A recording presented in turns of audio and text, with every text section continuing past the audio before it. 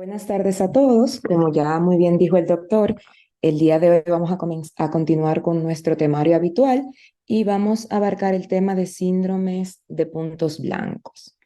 Lo que tenemos que saber es que estos síndromes no es uno en particular, sino que son un conglomerado de entidades que por las características fisiopatológicas clínicas que presentan, comparten muchas características en común y por eso se engloban dentro de estos síndromes en particular. ¿Qué características en común presentan las enfermedades que se engloban acá? Lo primero es que todas son coridiopatías inflamatorias. Todas tienen una base en su fisiopatología de una respuesta inflamatoria. La diferencia va a ser en cada entidad el grado de inflamación que produce y por qué vía la produce. A grosso modo, la mayoría clínicamente se observan como lesiones blanquecinas multifocales. Varía la disposición, la localización, el número, el tamaño, pero en general se presentan como esta forma clínica de presentación. Pueden afectar la retina externa, el EPR o la coroides. Una de ellas o todas, todo va a depender de la enfermedad de que hablemos. Y por lo general, habiendo sus excepciones, estas enfermedades tienen predilección por pacientes jóvenes o en edad productiva, generalmente de 20 a 50 años, aunque vamos a ver más adelante que hay excepciones donde sí se puede presentar en etapas más tempranas de la vida e incluso en pacientes ya de edad un poquito más avanzada, aunque no es lo habitual. Entonces, todas las enfermedades que vamos a hablar hoy comparten o tienen similitud en estas características. Entonces, son varias, vamos a tratar de enfocarnos en la parte clínica y de diagnóstico y de tratamiento. Por suerte, por la fisiopatología y por el daño que producen a nivel de esas estructuras, muchas comparten el mismo enfoque terapéutico y también desde el punto de vista de diagnóstico, por lo que ya mencioné, también pueden ser similares una y otra. Y hoy vamos a ver las diferencias. Uno de los síndromes que vamos a hablar, que quizá muchos en algún momento, o por lo menos un paciente hemos tenido con sintomatología similar, es el síndrome de puntos blancos evanescentes múltiples, que también recibe las siglas de MUTS. Esta entidad se caracteriza porque por lo general tiene predilección por afectar a mujeres sin ninguna enfermedad sistémica añadida. Es más frecuente en esta población en comparación con los hombres. Por cada 4 mujeres, solamente un hombre se ve afectado en cuanto a la incidencia de esta enfermedad. Generalmente, un paciente con este síndrome va a tener una afectación unilateral. La paciente va a referir visión borrosa, fotopsias, pérdida del campo visual y visión de flotadores a predominio de un ojo. Hasta el 30% de las mujeres que se presentan con esta entidad durante la historia clínica van a referir que varias semanas previo a sentir la sintomatología ocular presentaron un prodromo viral, por lo general similar a una gripe, con resfriado, cefalea, sintomatología general no específica, previo a los síntomas oculares. Es raro la afectación bilateral, aunque sí se ha descrito en esta enfermedad, pero son casos muy aislados y por lo general han sido asimétricos en el tiempo. El inicio es agudo, pero tiene esta característica, que aunque la paciente va a referir estos síntomas, de repente es autolimitada. Es decir, que la enfermedad por sí sola, sin requerir un tratamiento, por decirlo así, tiene muy buen pronóstico y las recurrencias de esta enfermedad es muy rara. Entonces, cuando vemos un paciente que sospechamos de esta enfermedad, ¿cuáles son las características clínicas que vamos a observar en el examen oftalmológico? Esta es una imagen muy característica de esta enfermedad. Generalmente la paciente presenta lesiones planas, multifocales, que tienen predominio por polo posterior y muy raro sobrepasan la periferia retiniana, generalmente se encuentran entre ecuador y polo, son pequeñas, pueden medir hasta 200 micras, y la zona de la retina que se ve afectada principalmente es el EPR, y hay lesiones que pueden llegar incluso a afectar la coriocapilaris, pero por lo general alcanzan hasta el EPR. Una característica muy importante de esta enfermedad es que aunque las lesiones van a estar dispersas a nivel de la retina, principalmente en polo y ecuador, respetan la fobia. Eso es una característica que nos ayuda a diferenciarla quizás de otras entidades que vamos a ver muy más adelante.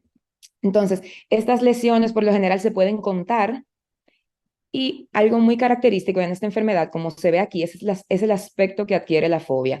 Tiene un aspecto granular, pierde su característica de verse homogénea y se va a ver como unos cambios pigmentarios y de color un poquito más amarillento, más anaranjado. Eso es una característica muy importante que también nos ayuda a hacer el diagnóstico. Si vemos lesiones multifocales con respecto fobiolar, pero que tiene un aspecto granular en una mujer sana, podemos sospechar de esta entidad. En cuanto a la actividad inflamatoria en segmento anterior, puede haber, es muy mínima, muchas veces pasa desapercibida y los pacientes en algún momento pueden tener vitreitis muy leve, pero nada significativo. En cuanto a qué origina esta enfermedad, es idiopática, pero sí hay teorías que se asocia a problemas, a daños vasoclusivos, específicamente a nivel de la coriocapilaris, que va a producir una isquemia transitoria, daño transitorio de los fotorreceptores, pero que todo esto tiene un tiempo límite. Generalmente el daño no progresa más allá de 8 semanas. Entonces, muy importante en esto es los estudios diagnósticos. ¿Por qué? Porque muchas veces algunas lesiones clínicas que observamos pueden ser menor de lo que en realidad son y la podemos evidenciar mejor en estudios de imágenes. Entonces, por ser una enfermedad que afecta tanto el DPR como la coroide dentro de los medios diagnósticos que tenemos a la mano, muy importante, tenemos la fluorangiografía que va a tener estas características. Va a haber principalmente hiperfluorescencia en etapas tempranas en algunas zonas y en otras zonas más adelante se va a ver una tinción tardía y correspondiente a todos estos puntos blancos y posteriormente una hipofluorescencia que se va a ver con libertad de afectación macular. Uno de los estudios que quizás más nos ayudan es la autofluorescencia, como se ve aquí. Miren aquí cómo se ven estas lesiones hiperautofluorescentes a nivel por dentro de las arcadas y por fuera de las mismas con respecto macular, pero si ven aquí, la mácula tiene un aspecto como moteado justamente por esa afectación granular. Esas lesiones hiperautofluorescentes generalmente corresponden a esas lesiones blanquecinas que vamos a ver en el paciente cuando le hacemos un fondo de ojo. En verdad, esta es la prueba de imagen actualmente más útil y más sensible en la práctica para nosotros detectar esta enfermedad. ¿Por qué? Porque pone en manifiesto lesiones que clínicamente no se observan. Otro estudio que tenemos a la mano es la tomografía de coherencia óptica. Por ejemplo, esta es una paciente que presentaba esta enfermedad y miren aquí que hay una discontinuidad a nivel de la unión de los segmentos interno y externo de los fotorreceptores. Esto es característico de esta enfermedad, pero sabiendo que esa discontinuidad que es localizada, es focal, no va a ser nunca continua. Miren que aquí se ve, aquí también y aquí, pero ya aquí no se observa, es transitoria. Pero si tenemos un paciente con sintomatología y le hacemos un OCT en el momento, podemos ver estas disrupciones. Otro método diagnóstico que quizás también le podamos hacer a estos pacientes es el campo visual. Algo característico es que por lo general estos pacientes tienen aumento de la mancha ciega también, o sea, un punto ciego aumentado, pero también es transitorio. Como les dije, en este espectro de la enfermedad es autolimitada. La mayoría de los pacientes, por no decir todos, recuperan una buena agudeza visual. Llegan a tener 20/40, 20/30, 20/25, hasta recuperar su máxima visión. Generalmente entre un mes hasta 9 semanas, ya estas lesiones comienzan a desaparecer. Por esto es que no hay un tratamiento para esta enfermedad y actualmente no se ha hecho ningún estudio que afiance que usando tratamiento esos daños se pueden revertir en un corto periodo de tiempo, sino que el curso de la enfermedad es autolimitada. Pero es muy importante, ¿por qué? Porque con esta enfermedad es calmar al paciente en el momento que le identifiquemos, decirle que los síntomas son transitorios y que no necesita tratamiento. Pero muy importante es la vigilancia estrecha. ¿Por qué? Porque ustedes van a ver que hay otro de los síndromes que vamos a hablar más adelante que puede tener características compartidas, pero sí pueden producir un daño más importante y puede simular un síndrome de puntos blancos evanescente. Por eso este tipo de paciente, aunque no le demos tratamiento, es necesario una vigilancia estrecha. Otra entidad de la que vamos a hablar, que pertenece también a este grupo de enfermedades, es la epiteliopatía placoidea posterior multifocal aguda, que se abrevia como AMPI. como mejor es conocida. Esta se caracteriza porque es, como dije anteriormente, tiene una base inflamatoria, es una corioretinopatía. Esta generalmente es bilateral, afecta a mujeres y hombres por igual, no tiene predilección por sexo y ocurre en etapas un poquito más tempranas, entre los 20 y los 40 años. Generalmente la sintomatología que van a presentar estos pacientes es visión borrosa, es el síntoma más característico asociado a un escotón, o sea, una isla donde hay pérdida de visión en su campo visual. Este también puede estar asociado a un prodromo viral, como anteriormente les mencioné, y otros síntomas que puede presentar el paciente característico de esta enfermedad es la metamorfopsia. O sea, el paciente dice que tiene visión borrosa, pero también tiene la sensación de estar viendo distorsionado. Y esto es muy importante porque de los síndromes de puntos blancos, el que más se asocia a metamorfopsia es el AMPI. ¿Cuáles son las características clínicas que vamos a ver en un paciente con AMPI? Son estas lesiones a manera de placas de color amarillento o grisáceo, tienen un aspecto cremoso. Miren a diferencia que esta no tiene bordes muy definidos y las lesiones tienden a cualecer un poco más que la que vimos anteriormente. Y aquí sí hay involucro macular. Y muy importante, la bilateralidad. Estas lesiones, por lo general, en el AMPI no sobrepasan el ecuador o están en polo posterior y abarcan ecuador, pero no sobrepasan a la periferia de la retina. La característica de esta es que las lesiones, cuando ya van en vía de resolución, no desaparecen por completo, sino que pueden ser reemplazadas por una cicatriz o por una atrofia o una hiperpigmentación del EPR, donde se encontraban estas zonas, que en caso de que nos llegue un paciente ya con un cuadro anterior, podemos identificarlo justamente por esas alteraciones que deja a nivel del EPR, como de un aspecto moteado o cambios ya pigmentarios muy notorios. Solamente la mitad de los pacientes se acompaña de inflamación en cámara anterior y tiende a ser igual, muy leve, y vitreitis también poco significativa. Dentro de los estudios de imágenes que tenemos en esta enfermedad es mucho de utilidad la imagen multimodal, o sea, utilizar diferentes métodos diagnósticos. ¿Por qué? Porque podemos encontrar lesiones que puedan estar en algunos estudios, tener una actividad más significativa que en otro. Por eso, por lo general, tendemos a unificar la fluorangiografía y la autofluorescencia. Entonces, ¿qué vamos a ver en un paciente con AMPI cuando le hacemos un estudio de imagen? Por ejemplo, en esta misma paciente se le realizó una fluorangiografía. Miren aquí en la etapa temprana, miren aquí en el segundo que iba, donde hay una hipofluorescencia de la lesión por bloqueo en la etapa temprana. Esta hipofluorescencia característica inicial que presentan estos pacientes se debe a una mala perfusión de la coriocapilaris o incluso al engrosamiento del EPR o de la retina externa. Pero a medida que avance el estudio en fases más tardías, vamos a encontrar que esa misma lesión va a tener una hiperfluorescencia tardía. ¿Y a qué se debe esa hiperfluorescencia? Generalmente por la fuga vascular, por la alteración de la permeabilidad vascular a nivel de esos vasos y de esas lesiones. Esta es una característica muy importante del AMPI. Bloqueo en la etapa inicial de la florangia y hiperfluorescencia tardía, que incluso únicamente con este estudio podemos diferenciarlo de otras entidades que vamos a ver más adelante por esa característica de hipo inicial e hiperfluorescencia tardía. En cuanto a la autofluorescencia, que también es un estudio de mucha utilidad, general en estos pacientes encontramos lesiones hipoautofluorescentes, pero que pueden estar rodeados por un halo de hiperautofluorescencia, como ven acá. Esto nos indica actividad inflamatoria de la lesión. Con la autofluorescencia también le podemos dar un seguimiento al curso de las lesiones, porque cuando ya no hay actividad, las lesiones van a aparecer totalmente hipoautofluorescente, que es lo que indica inactividad, cero actividad metabólica y cero actividad inflamatoria. Por ejemplo, en este paciente todavía había una gran persistencia en la mayoría de las lesiones de su actividad por la hiperautofluorescencia que ustedes observan que se ven aquí en las lesiones.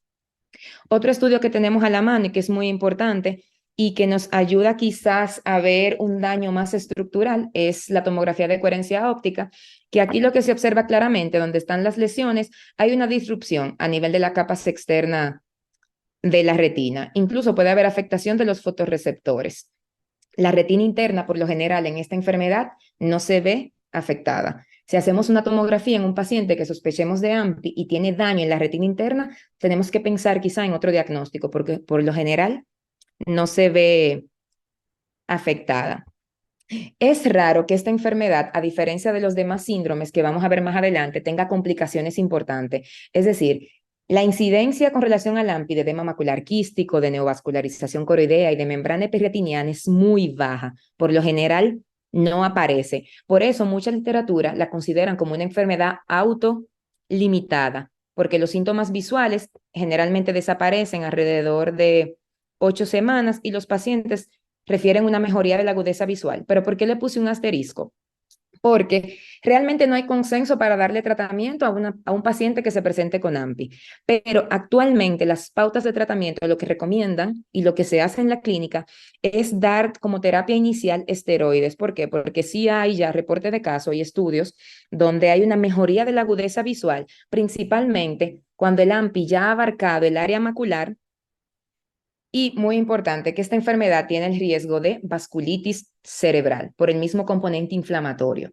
Entonces, también se ha relacionado a darle tratamiento para evitar esta secuela tan importante y que si ya el paciente la tiene, mitigar un poco su proceso inflamatorio. Es muy raro la recurrencia en un paciente que tuvo AMPI, que recibió tratamiento y que ya las lesiones desaparecieron, que aparezca nuevamente. La recurrencia es sumamente rara. Pero esto es algo, lo más importante que no tenemos que llevar de esta enfermedad es esto. Todo paciente que diagnostiquemos con un diagnóstico reciente de AMPI o que sospechemos, ese paciente debe de recibir un examen neurológico y un examen sistémico completo. ¿Por qué? Porque estos pacientes tienen alta prevalencia de tener de manera concomitante al cuadro ocular una vasculitis del sistema nervioso central. E incluso la evaluación sistémica es también para poder investigar otras afecciones sistémicas asociadas principalmente a enfermedades autoinmunes y enfermedades infecciosas que también podrían estar relacionadas. Sobre todo paciente con AMPI tiene riesgo de vasculitis cerebral. Por eso inmediatamente hacemos el diagnóstico, tenemos que interconsultar y hacerle una evaluación completa al paciente y que actualmente la pauta es sí dar tratamiento, pero con esteroides únicamente de inicio.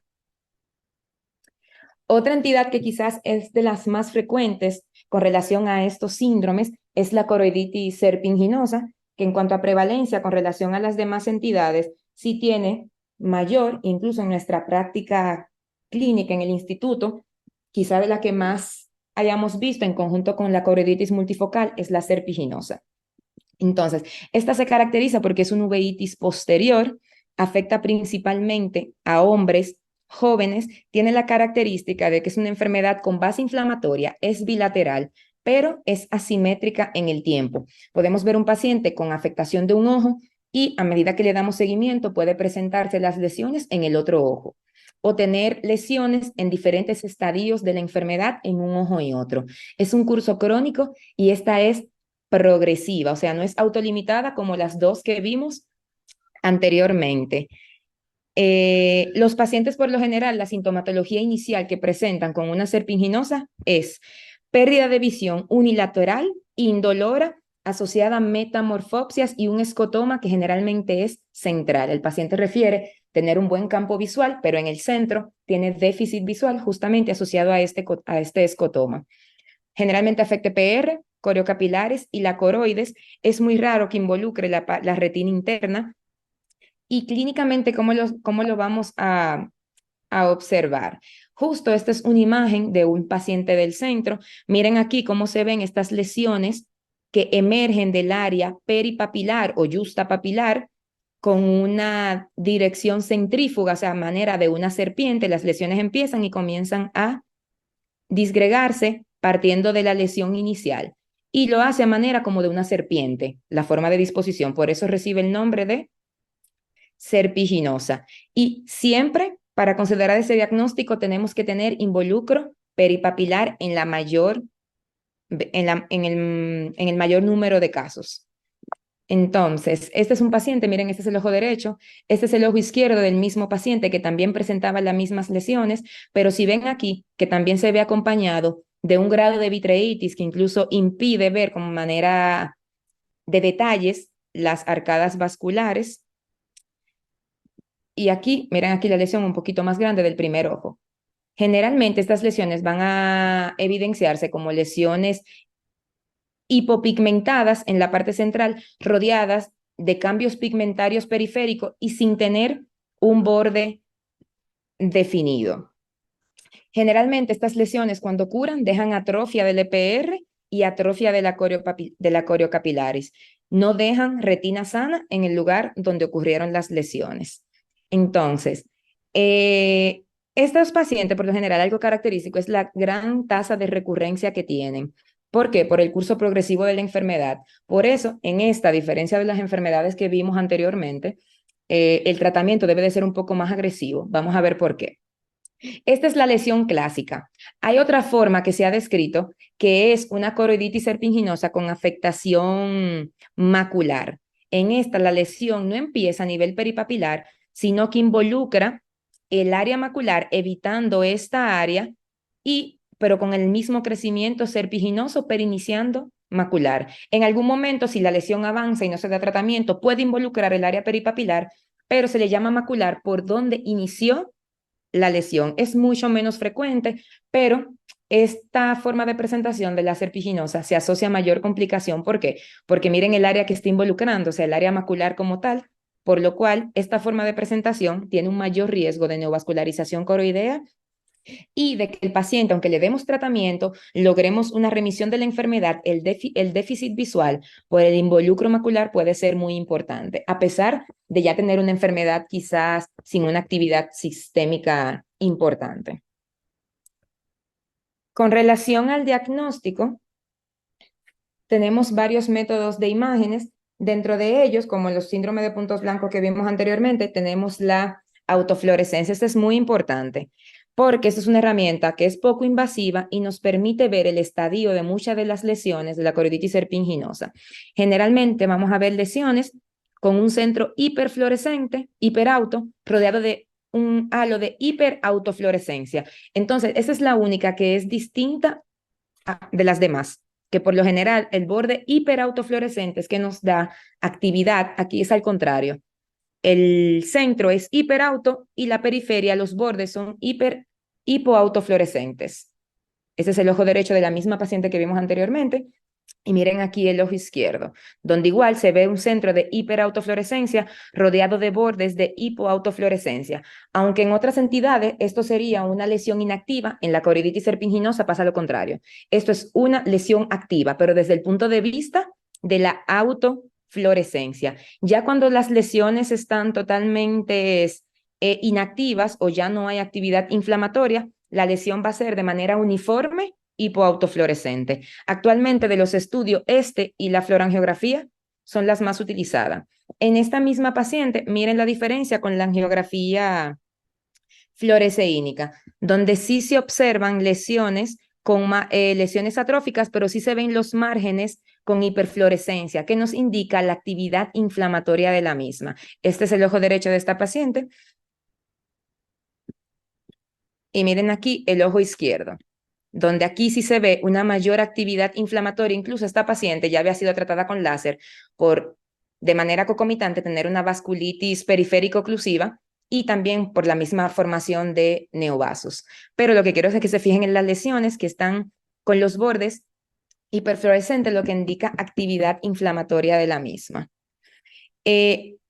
Otras entidades pueden dar un cuadro similar, pero la característica de tener una afectación peripapilar y con lesiones que emergen de la misma es característico.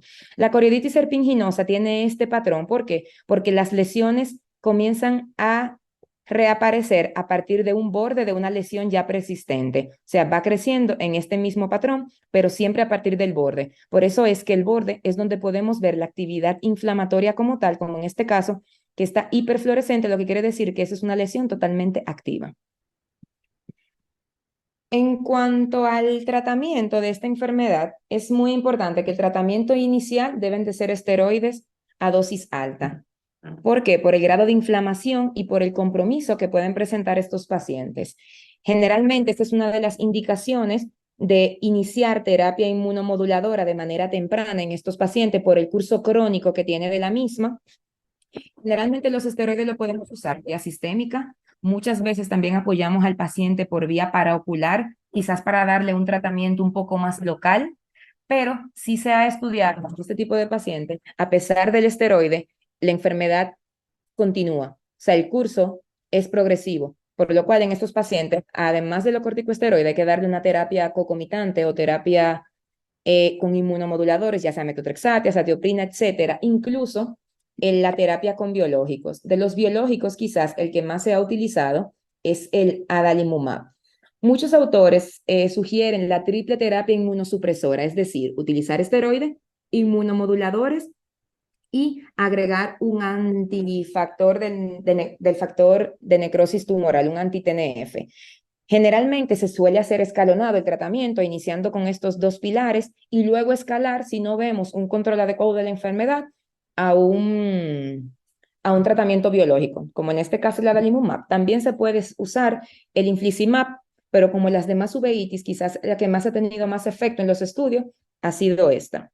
Muy importante es que los pacientes con coroiditis serpinginosa tienen un alto porcentaje de presentar neovascularización coroidea. Hasta el 35% de los pacientes terminan eh, evidenciando o formándose una membrana neovascular.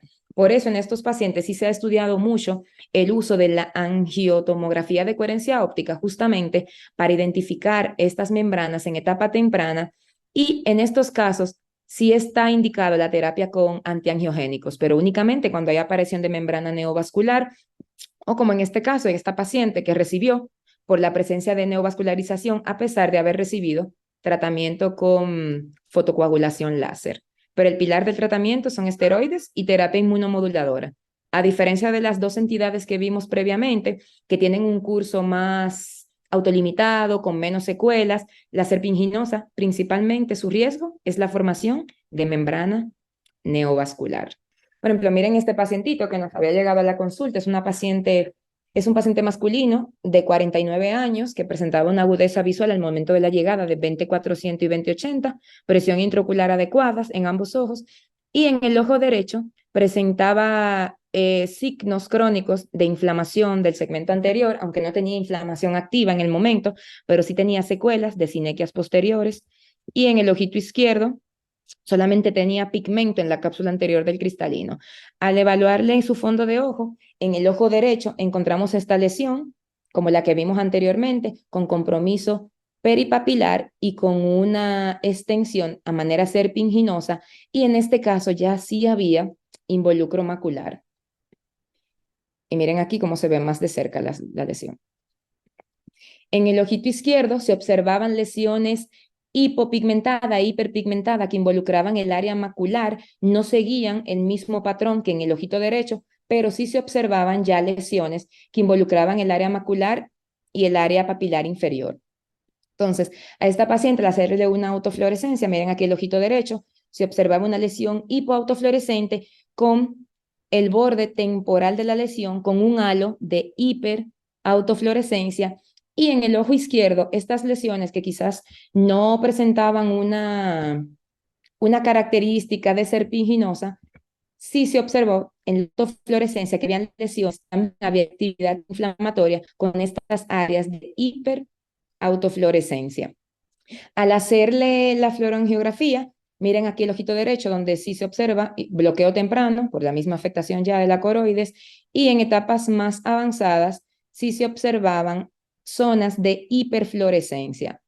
Mientras que en el ojito izquierdo, desde la etapa temprana, evidenciábamos vasculitis periférica en los vasos. Miren aquí donde se ven esta hiperfluorescencia a nivel de las arcadas vasculares y a nivel del área macular también se observaban lesiones hiperfluorescentes que corresponden a la que vimos clínicamente. No era una membrana neovascular, pero sí eran lesiones maculares. Entonces, este caso me gustó mucho porque pone en evidencia justamente lo que refiere la literatura, que podemos encontrar un paciente con coreopatía serpinginosa, con estadios diferentes en un ojo y otro, con lesiones agudas, crónicas, en etapas diferentes y que generalmente muchos de los pacientes, si llegan a tiempo, no hay necesidad de que formen una membrana neovascular.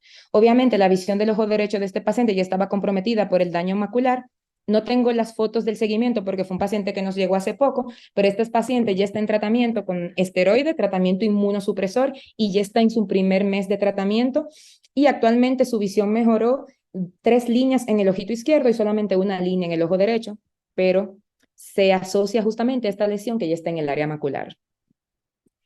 Hay una forma de presentación de esta misma entidad que comparte características de las que he mencionado, pero su etiopatiogenia es un poquito distinto. Entonces, se ha denominado como coriditis serpinginosa-like. ¿Por qué? Porque es un cuadro inflamatorio que tiene características muy similares a la que vimos anteriormente, pero su etiopatiogenia está asociado a un agente infeccioso. Principalmente, el agente que más se ha asociado a esta enfermedad es el Mycobacterium tuberculosis, a la tuberculosis.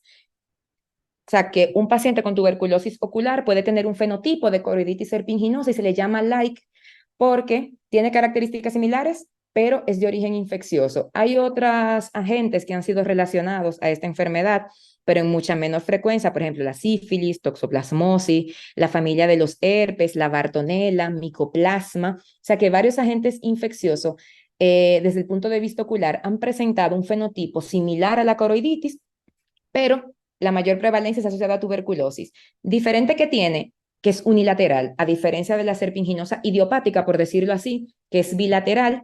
Esta se asocia igual a la baja visión, pero muy importante es que tiene un mayor grado de vitreitis. A diferencia de la coriditis serpinginosa, que si ustedes vieron al paciente anterior, no presentaba inflamación a nivel del vitrio. Y esto es una característica muy importante. Recuérdense que cuando hay una base infecciosa, por la misma reacción inflamatoria ante ese agente, se desencadena una respuesta inflamatoria a nivel del vitrio, traduciéndose en una vitreitis. Entonces, si vemos un paciente con unas lesiones similares a coriditis serpinginosa, unilateral, asociado a vitreitis, y muy importante que las lesiones no veamos que inicie desde el área peripapilar, como vimos anteriormente, sino que tenga un crecimiento serpinginoso, pero que involucre la mácula de inicio, tenemos que sospechar en que puede ser secundaria a un agente infeccioso. Y eso es una característica muy importante que nos ayuda a diferenciarla del cuadro que vimos anteriormente.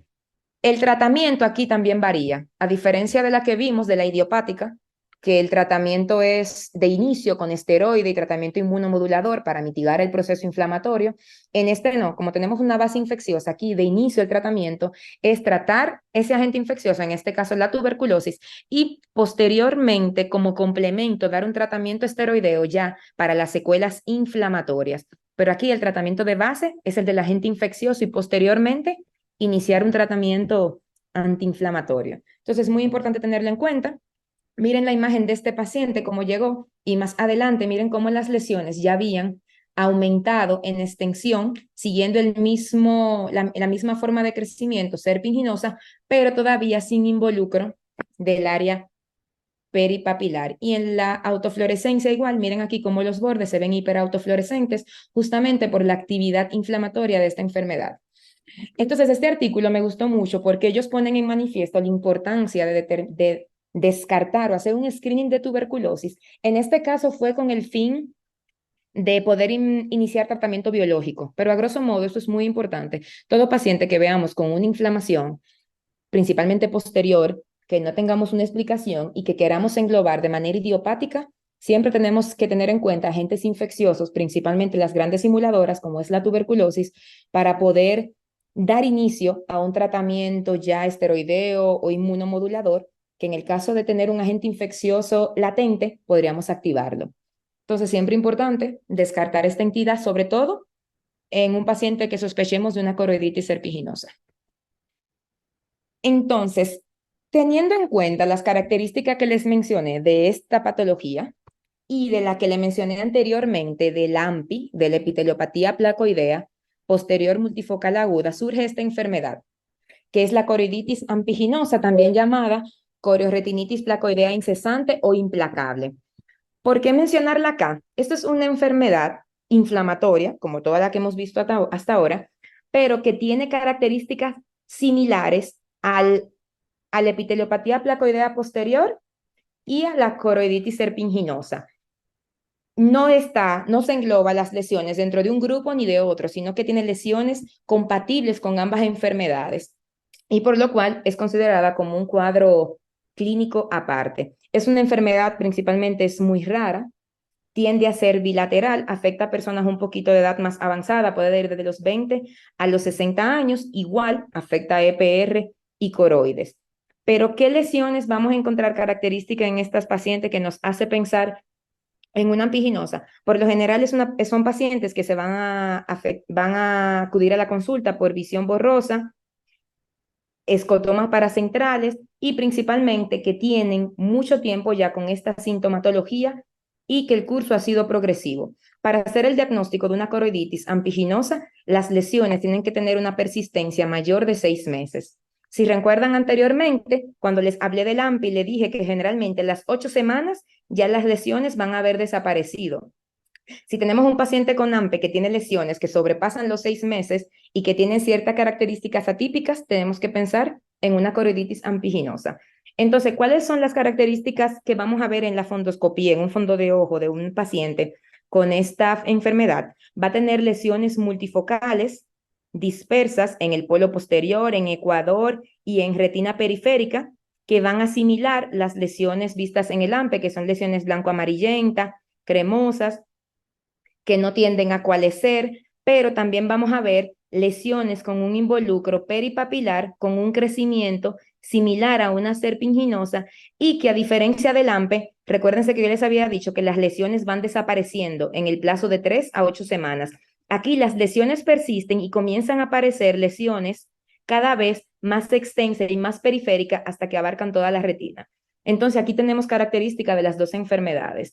Y muy importante es el número de lesiones. Tienden a ser mayor de 50 y con una prevalencia mayor de 6 meses, que ya no entra dentro del cuadro clínico de un AMPI, y la serpinginosa tampoco, porque a pesar de tener un crecimiento peripapilar, tiene afectación fuera de esa lesión y que no es contigua. En la serpinginosa las lesiones siempre van a ser continuas a la lesión persistente, porque comienzan a crecer desde el borde de una lesión que ya existe. Aquí, miren aquí cómo estas lesiones se ven totalmente aisladas quizás a esta que están más centrales.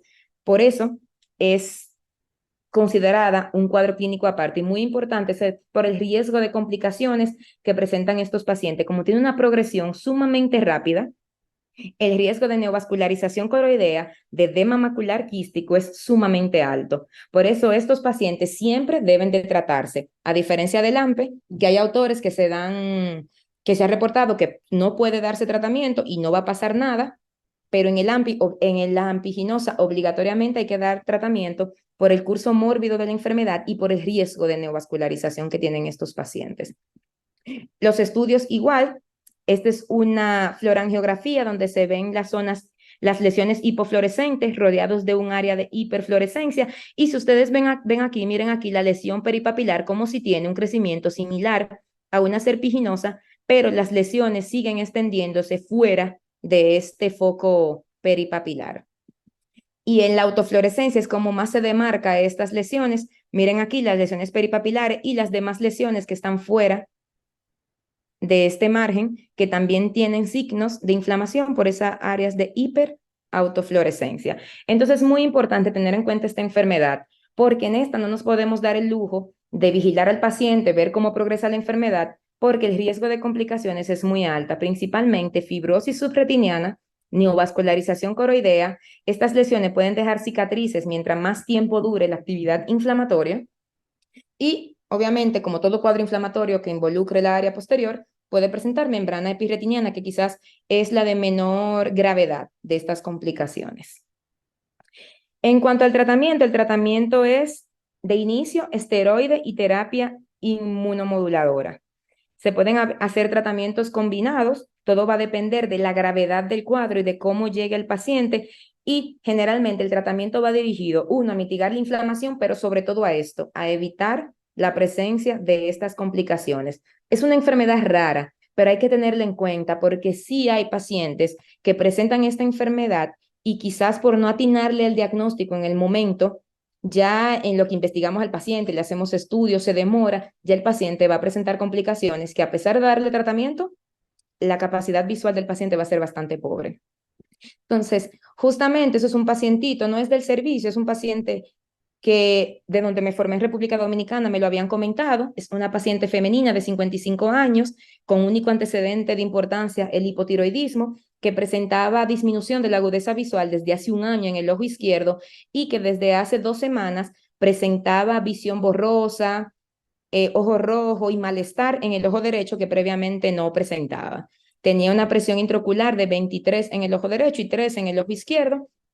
Y como hallazgo positivo en el segmento anterior, presentaba celularidad en cámara anterior en ojo derecho de una cruz. Al examinarle el fondo de ojo, esto fue lo que se encontró en el ojo derecho.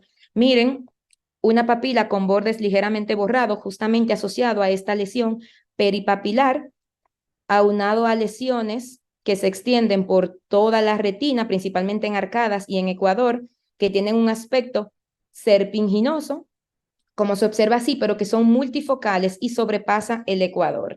Este es el ojo derecho.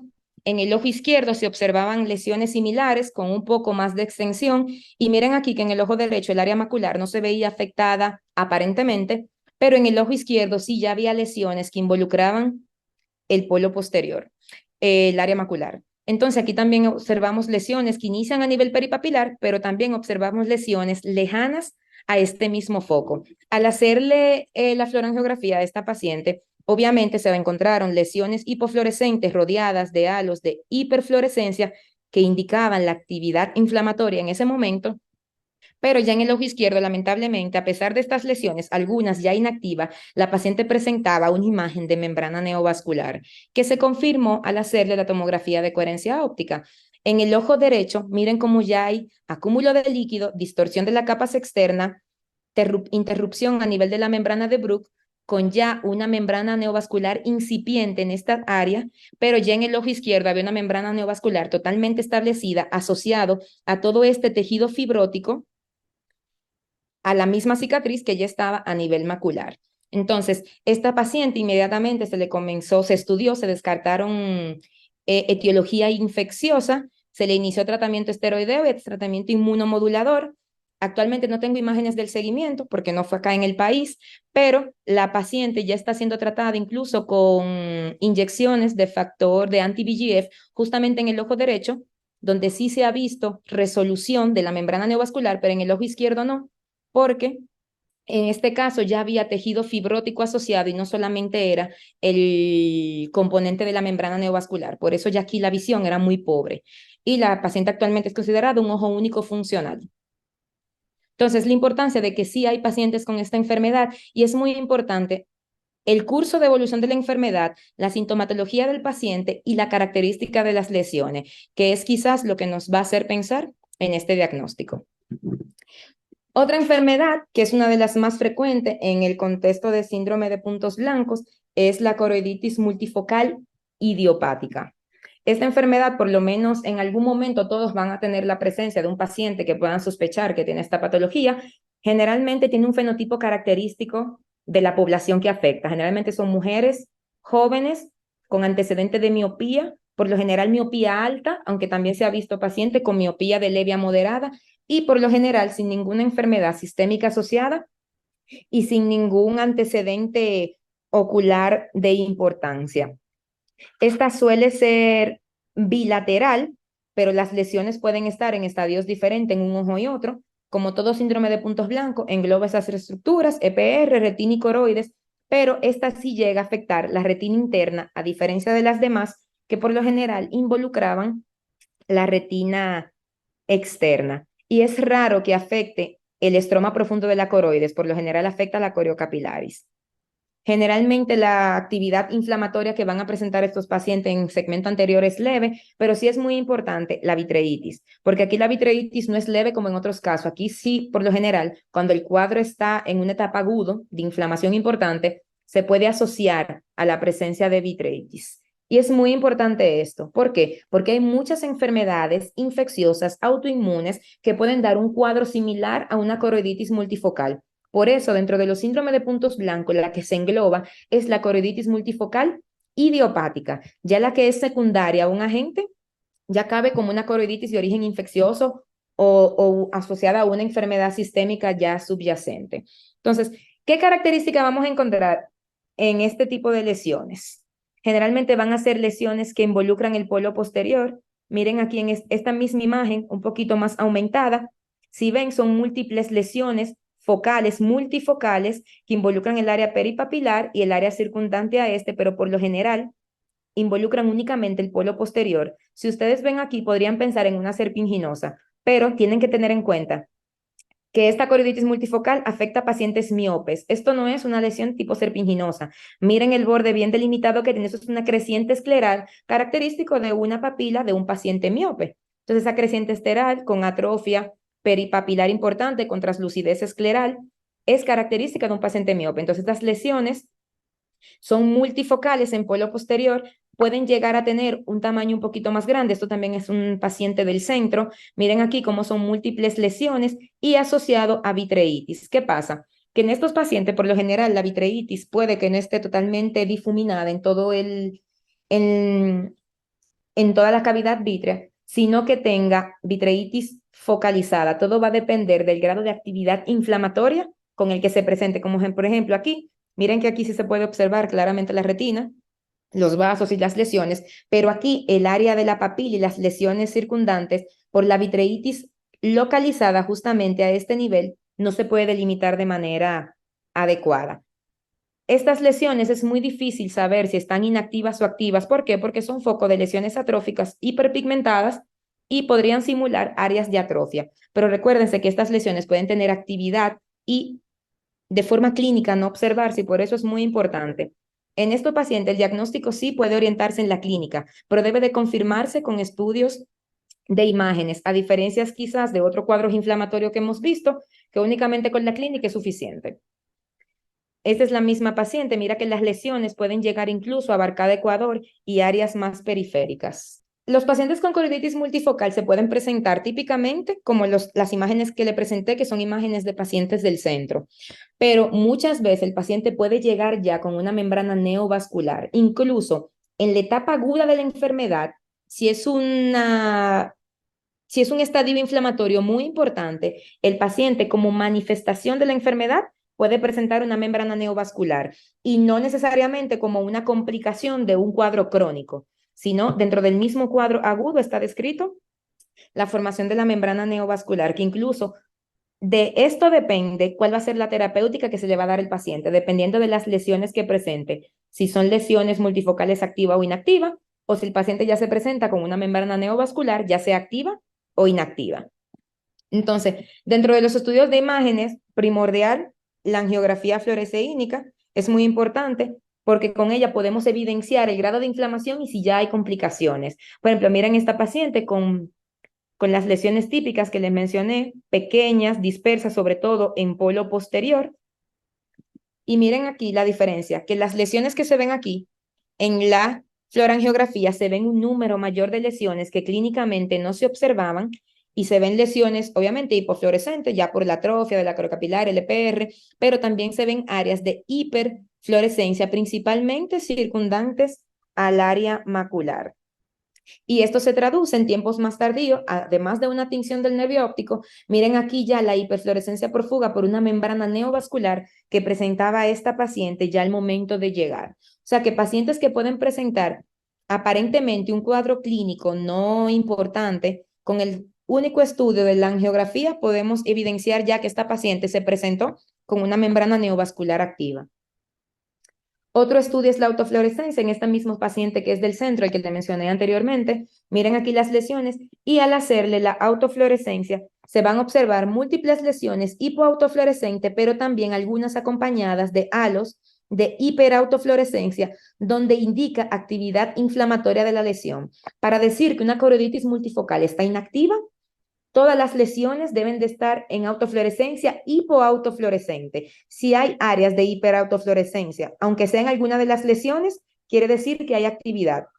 No tiene que estar presente en todas las lesiones, porque recuérdense lo que le dije al principio, que el paciente puede tener lesiones en estadios diferentes de actividad inflamatoria. Otro estudio que nos ayuda bastante es la tomografía de coherencia óptica, justamente como en esta paciente, para poder evidenciar la presencia ya de membrana neovascular al momento del examen. No siempre las membranas neovasculares, cuando son principalmente incipientes, no como esta que está totalmente establecida, quizás por fluorangiografía no se pueda discernir bien si es una membrana o no, pero la tomografía de coherencia óptica sí nos ayuda a evaluar principalmente esas membranas neovasculares incipientes que no están totalmente establecidas y poder darle un tratamiento inicial oportuno al paciente. Otro estudio muy importante que actualmente está muy en boga y lo tenemos a la mano es la angiotomografía de coherencia óptica. Recuérdense que como es una enfermedad que afecta principalmente los plexos vasculares de la coroides, con el angio-CT podemos evidenciar esta misma paciente que presentaba clínicamente pequeños puntitos de lesiones multifocales. Miren aquí cuando se le hizo el angio-CT, la presencia ya de una membrana neovascular totalmente establecida que clínicamente no se observaba. El angio-CT sí nos ayuda. Esto es muy importante principalmente cuando tenemos dudas en la presencia de una membrana neovascular o queremos ver quizás el compromiso o si ya hay isquemia, si ya hay una afectación más profunda de la coroides, porque también incluso nos orienta al diagnóstico. Lo que les mencioné anteriormente, que para hacer el diagnóstico de coroiditis multifocal idiopática, tenemos que descartar las demás causas de enfermedades que pueden producir un cuadro similar a una coroiditis, como lo es principalmente el presunto síndrome de histoplasmosis. La característica más importante de este síndrome que lo diferencia de la coroiditis multifocal puede tener múltiples lesiones que pueden adquirir un patrón lineal, como muy similar a la histoplasmosis, pero la histoplasmosis no cursa con vitreitis. Inmediatamente vemos vitreitis, ya este diagnóstico queda totalmente excluido. Y es muy importante porque las lesiones clínicamente son muy similares. Si solo vemos, por ejemplo, el fondo de ojo del paciente, pero si vemos actividad inflamatoria vítrea y de cámara anterior, es muy poco probable o no, se cae el diagnóstico totalmente de histoplasmosis porque no cursa con vitreitis. Pero es el principal diagnóstico diferencial que tenemos que tener a la mano. También la tuberculosis, que puede presentar un fenotipo de coroiditis multifocal, los pacientes con sífilis, incluso la toxoplasmosis en su forma de presentación atípica puede presentarse como una coroiditis multifocal, pero con mayor predilección quizás de la mácula. La sarcoidosis como enfermedad autoinmune y otro síndrome de puntos blancos, principalmente serpinginosa, el AMPE, que en el estadio inicial podría simular una coroiditis multifocal, entonces es muy importante. Principalmente las causas infecciosas, porque el tratamiento inicial de la coroiditis multifocal es esteroide de altas dosis y tratamiento inmunosupresor. Pero si la coroiditis es secundaria a un cuadro infeccioso, obviamente el enfoque terapéutico cambia y de manera inicial va dirigido a la causa infecciosa. Entonces, con relación al tratamiento, como ya les dije, el tratamiento inicial corticoesteroide, que lo podemos poner por diferentes vías. Lo podemos poner vía sistémica, que es lo más utilizado, pero también podemos apoyar al paciente de forma paraocular, incluso en pacientes que ya se presentan con una inflamación mucho más grave, ya con membrana neovascular, con componente mixto, tanto inflamatorio como ya de afectación vascular directamente. Podemos poner esteroides en vía intraocular de manera inyectada o en forma de dispositivo como el Osurdex. Terapia inmunomoduladora, estos de los casos que también desde el inicio el paciente por lo general lleva terapia inmunomoduladora porque el cuadro inflamatorio es tan importante que únicamente con pauta de esteroide no vamos a controlar la enfermedad. Tratamiento con biológicos también podemos escalonar y muy importante es que en este tipo de pacientes sí hay que darle tratamiento a la membrana neovascular, tanto desde el punto de vista inflamatorio, pero también con anti-VEGF, con factor de crecimiento endotelial antivascular. ¿Por qué? Porque recuérdense que la membrana neovascular en estos casos también tienen una afectación de la permeabilidad vascular como tal y hay un componente de angiogénesis. O sea que únicamente tratando la parte inflamatoria muchas veces no resuelve, por lo cual estos pacientes de manera complementaria o concomitante se deben de tratar. Porque es muy importante en esta enfermedad porque el riesgo de neovascularización coroidea es sumamente alta en estos pacientes. Hasta un 80% de los pacientes con coroiditis multifocal que no son tratados o que son tratados pero de manera un poquito más tardía o menos agresiva van a desarrollar una membrana neovascular. Y las complicaciones, que son quizás las que le otorgan a esta enfermedad un mal pronóstico, justamente cuando no se da un tratamiento oportuno o no se da un tratamiento o se retrasa el tratamiento o se retrasa el diagnóstico, principalmente el síndrome de fibrosis subretiniana progresiva. Estos son pacientes con coroiditis multifocal, miren aquí las lesiones, pero por el cuadro progresivo del cuadro inflamatorio ya produjeron una alta cantidad de fibrosis que ya le dan mal pronóstico a la enfermedad. Incluso le da también un peor pronóstico estructural porque estas fibrosis, recuérdense que el tejido fibrótico en estos casos puede acompañarse también de miofibroblasto y producir contracciones a nivel incluso producir de desprendimiento de retina a los pacientes. Si ustedes leen literaturas, esto anteriormente era considerado una enfermedad aparte, un síndrome donde había formación de tejido fibrótico de manera progresiva, pero actualmente ya se sabe que esto es una etapa más avanzada de una coroiditis multifocal no tratada o muy agresiva que ya llegó a la formación de toda esta fibrosis. Y el objetivo del tratamiento es evitar llegar a esto. Y otra de las complicaciones que también les mencioné que puede ser parte de la forma de presentación en la etapa aguda es la presencia de neovascularización coroidea, que obviamente también le otorga un peor pronóstico. Y también en menor medida el edema macular quístico, que también puede presentarse en estos pacientes. Lo más importante de todos los síndromes de puntos blancos, quizás esta es una de las más agresivas por el riesgo tan alto de membrana neovascular que presentan estos pacientes. Y quizás junto con la serpinginosa es a la que tenemos que hacer el tratamiento un poquito más agresivo desde el inicio en que confirmamos el diagnóstico. Otro síndrome de puntos blancos que es mucho menos frecuente que estas entidades, pero que no podemos dejar de mencionar, es la retinocoridopatía de Birchot o en perdigonada. Se manifiesta principalmente como una uveitis posterior, generalmente es bilateral, aunque puede ser asimétrica en el tiempo y crónica. Obviamente, como la mayoría de los síndromes de puntos blancos, tiene una base autoinmune. Esta sí es más frecuente en mujeres de 40 a 60 años, afecta a personas ya en un estadio más avanzado de la vida. Hay literaturas que no consideran esta predilección importante, sino que han visto una prevalencia entre hombres y mujeres muy similar, pero siempre haciendo la distinción de que en las mujeres es un poquito más la cantidad de casos que se han reportado. Las características de la lesión son aquí múltiples lesiones que emergen, que parecen emerger del área del nervio óptico sin involucrar el área peripapilar y que por lo general tienen una predilección por el área peripapilar inferior y nasal. Estas lesiones pueden estar presentes en un gran número de lesiones o pocas, como en este caso. Y miren aquí, estar en una mayor cantidad y abarcar todo el ecuador, incluso llegar a la periferia. Ya cuando están así, no tienen predilección por zona, sino que pueden afectar toda la retina. Muchos de los casos pueden tener ya alteraciones a nivel macular. De las secuelas más importantes que está asociada a la retinocoridopatía de Birchot es el edema macular quístico. De todos los síndromes de puntos blancos, el que tiene mayor prevalencia de edema macular quístico es la retinocoridopatía de Birchot. Por eso también aquí el tratamiento es muy importante. Generalmente el paciente va a presentar sintomatología inespecífica, visión borrosa, flotadores y principalmente mala visión nocturna, principalmente ya por ese daño a nivel macular que presentan estos pacientes. Muy importante en el diagnóstico de esta enfermedad es este antígeno leucocitario, que es el A29, que se relaciona a esta enfermedad. Quizá de las enfermedades inflamatorias o uveíticas que están asociadas a un HLA, o sea, un antígeno leucocitario humano, la que tiene más especificidad y más sensibilidad es en esta enfermedad. ¿Por qué? Porque hasta el 90% de los pacientes con Virchow van a presentar un HLA A29 positivo. O sea que si me preguntan de las enfermedades en las que sí valdría la pena mandarle un HLA, justo si tenemos alguna duda diagnóstica para que nos confirme el diagnóstico, es el HLA-29. Pero muy importante, no necesitamos este HLA para hacer el diagnóstico, pero sí nos sirve de mucho afiance en el caso de que tengamos alguna duda diagnóstica, porque es muy específico de esta enfermedad.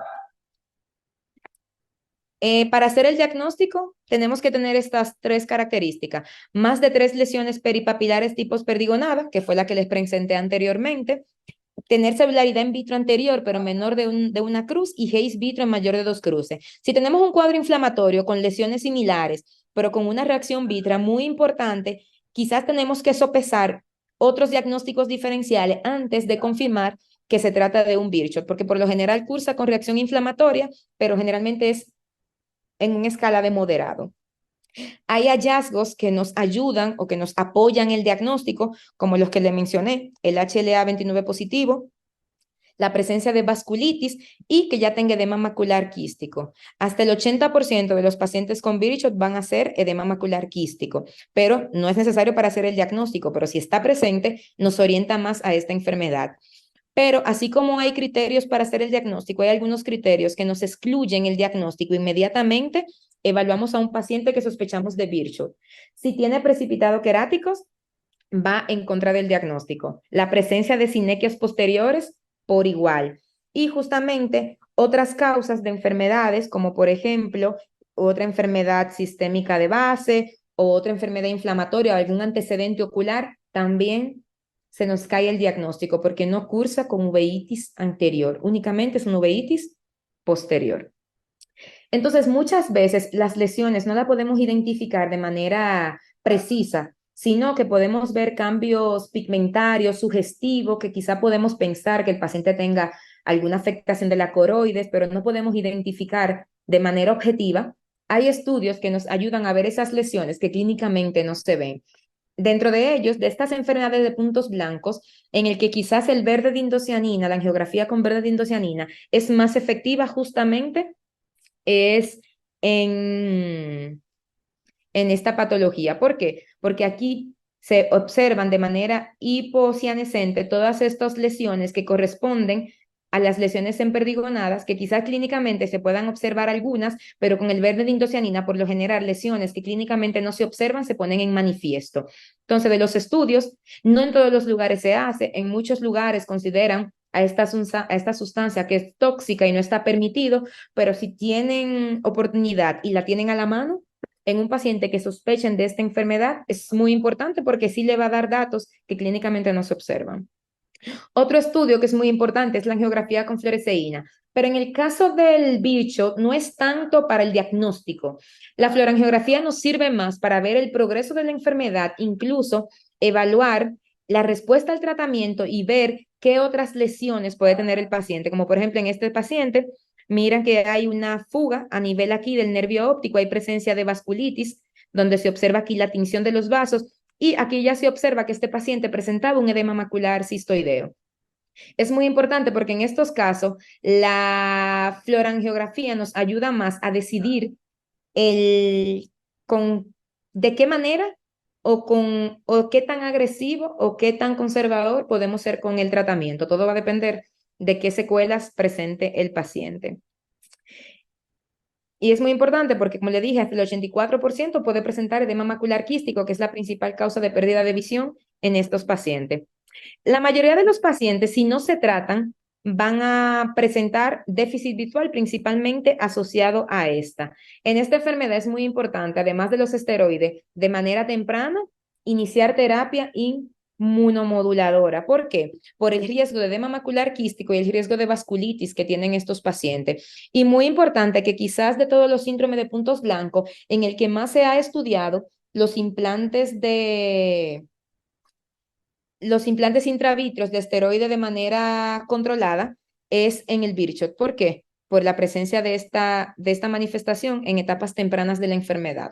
Entonces, en los pacientes con Virchow sí se han hecho muchos estudios de gran escala de uso de Osurdex, de uso de Reticet o de otros dispositivos liberadores de esteroides intravitreos con muy buen resultado, principalmente cuando el edema macular persiste a pesar de un tratamiento sistémico adecuado. Eso es muy importante que tengamos en esta. En la coroiditis multifocal veíamos que era la membrana neovascular. Aquí vemos que el mayor riesgo es por un edema macular quístico. Y por último, para no dejarla pasar, este es una de las enfermedades quizás más raras de estos síndromes de puntos blancos, que es la retinopatía externa zonal aguda. Esta enfermedad generalmente afecta a mujeres jóvenes que también van a tener el antecedente de miopía, similar a otro síndrome de puntos blancos. La paciente principalmente refiere que de manera súbita hay pérdida de visión, nota de manera importante su defecto en el campo visual localizado y fotopsias. A diferencia de los demás, este solamente afecta a EPR y fotorreceptores. Por eso, el defecto de campo visual en estos pacientes es mucho más importante. La inflamación es muy mínima, la agudeza visual generalmente puede disminuir de manera importante y las pacientes pueden referir un cuadro similar a una gripe previo a presentar la sintomatología ocular. Por lo general se presenta de manera unilateral, pero con el tiempo la enfermedad progresa y puede afectar el ojo contralateral. Entonces es muy importante porque a pesar de ser rara, tuvimos, lamentablemente por la paciente, pero con fines académicos, sí tuvimos la oportunidad de tener una paciente justamente con esta enfermedad.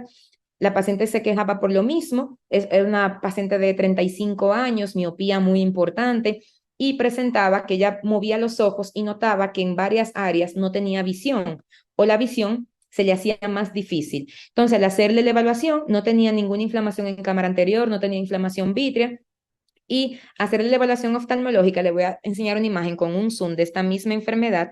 Miren aquí cómo a nivel peripapilar presentaba áreas similares, atrofia y cambios pigmentarios importantes circundante al área justa papilar. Ese es el ojo derecho. El ojo izquierdo presentaba una lesión un poco más importante. Miren aquí un zoom.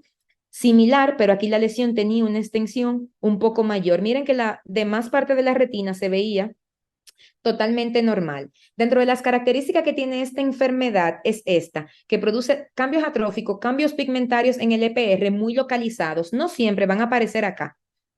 Por lo general sí, pero pueden extenderse a otra área de las arcadas. Pero este patrón es muy patognomónico de esta enfermedad. Al hacerle la fluorangiografía a esta paciente, como estaba escrito, iba a presentar tinción del EPR por la misma área de atrofia, pero en este caso principalmente circundante a donde está la lesión, que en este caso es a la región justa papilar. Este es el ojo derecho. Miren aquí el ojo izquierdo que presentaba una lesión más importante y mayor cambio atrófico, ya con afectación de la coroides importante, pero el mismo cuadro típico de hiperfluorescencia. Es muy difícil decir en este caso si la lesión estaba activa o inactiva. ¿Por qué? Porque por fluorangiografía habíamos dicho que el Azor se caracteriza por atrofia. Recuérdese que la atrofia del EPR en fluorangiografía se va a ver de forma hiperfluorescente, pero esa hiperfluorescencia no es por inflamación, es por transmisión, porque hay atrofia del EPR, entonces está translucidiendo la fluoresceína por su paso, pero es imposible decir si eso estaba activo o no. Por eso, en esta enfermedad, el estudio más importante es la autofluorescencia, porque la autofluorescencia tiene un patrón típico que se llama patrón trisonal, que nos indica la inflamación. Este es el ojo derecho, pero les quiero mostrar más el ojo izquierdo, que era donde más se evidenciaba. Si ven aquí, en el área que estaba, lo que corresponde a la lesión que vimos, la zona directa a la papila, tiene hipoautofluorescencia, pero la zona que recubre esta área tiene una hiperautofluorescencia y ya aquí se observa la autofluorescencia normal. Aquí le hice un esquemita para que se vea mejor. 1, 2 y 3 se llama patrón trisonal porque nos indica las áreas de actividad. Esa hipoautofluorescencia inicial que correspondería a la zona 1 delimita justamente la lesión a nivel del EPR. Es la zona 2, que es el área de hiperautofluorescencia, lo que nos indica es el aumento de actividad metabólica inflamatoria que hay en esta zona. Y ya la zona 3, que es la de autofluorescencia, es la retina normal. Entonces, siempre que veamos una paciente, mujer, joven, miope, con estas características de sintomatología y que tenga esta lesión y que en la autofluorescencia veamos este patrón es patognomónico de un paciente con Azor. Se llama patrón trisonal y lo que nos indica es la actividad inflamatoria que tenía esta paciente. Al hacerle el diagnóstico a esta paciente como tratamiento, si vamos al tratamiento, en verdad no se ha demostrado una pauta específica. Hay literaturas que utilizan esteroides, inmunomoduladores, hay incluso eh, reportes de casos que asocian el azor a enfermedades virales y tratan al paciente como un probable herpes o asociado a infecciones bacterianas y le dan antibióticos. En el caso de nosotros, a esta paciente, y por lo que más recomiendan las guías, se le inició tratamiento esteroideo y tratamiento inmunomodulador. ¿Por qué? Porque estas lesiones pueden prolongarse y producir daños más importantes a nivel del campo visual si el cuadro inflamatorio continúa. Entonces, lo ideal es darle una terapia inicial con esteroides inmunomoduladores y hacerle seguimiento se recomienda justamente con autofluorescencia. Lo que va a indicar inactividad del cuadro es que desaparezca el halo de hiperautofluorescencia, porque la hipoauto va a mantener por la atrofia, pero esta zona justamente es la que delimita la parte de la actividad inflamatoria. Es una enfermedad muy rara realmente, pero ahí no la podemos dejar pasar por alto. porque sí hay casos, es un poquito difícil el diagnóstico, pero si atendemos a los detalles y descartamos otras causas, lo podemos hacer. Entonces, eso ha sido todo. Espero que haya sido de su aprendizaje.